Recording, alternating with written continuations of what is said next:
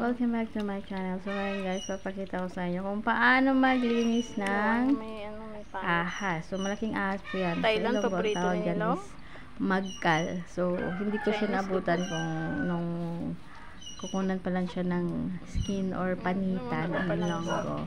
Kasi parang ayokong tingnan. So malaki yan guys. Dalawa yan, marami yan dito. Pagdating sa farm, sa probinsya, talagang basic na lang yan.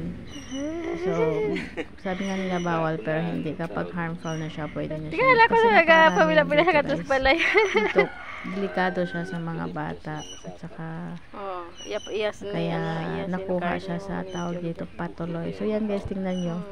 Binlard ko lang siya guys kasi baka masipa tayo ni Lolo Mats. Ay, hindi pala ni Lolo. Kiskisan lang na yan.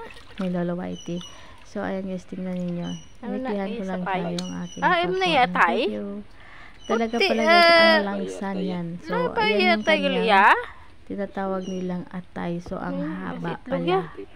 So, ayan, marami siyang taba-taba. Mataba siya guys. Ayan, tingnan mo yung kanyang intestine inside. Ilakot mo pa na! At saka may abdo pa yung ginawa. No? Naku, ayan ang pinsan ko. Talagang magaling siya naman. Laba gali lagay yung mga pantay. Atay? So, tingnan nyo guys. Ayan, yun yung internal intestine niya. Makikita nyo. Blurred lang siya kasi hindi naman natin pwedeng ay, naku dako yap to ba? So, ingat-ingat sa pag-upload natin kasi talagang bawal yan, even amita, bawal na bawal din talaga yan. So, enjoy sa panonood.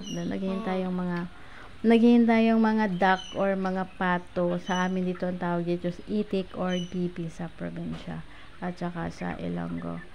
So, thank you sa lahat ng mga supporters natin dyan. No? Thank you so much. Shout out sa lahat. No? Shout out sa inyong lahat. No? Hindi ko pa. Nung Halloween pa yan guys. Nung November. Kaso lang ngayon ko lang siya na i-upload sa inyo. So, sabi ko nga sa inyo, araw-araw mag-upload tayo at saka magla-live kaso medyo busy. Kasi meron tayong ginagawang project dito.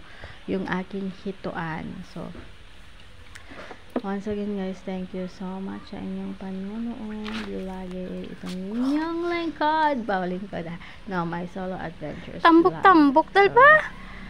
Ayan, so nakikita ninyo. Mas mabangis pa yan. Huwag kayo matakot sa ahas. Pag hindi yan nasaktan, hindi yan mananakit. No, mas masakit yung ahas ninyo yan. Charot. Ang ahas ng inyong kapitbahay. Ang ahas ng inyong kain kayo?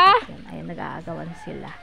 So, bulan mo pa na. Thank you so much. Bye-bye. Kuto ginabulad na mo. Ilakot mo.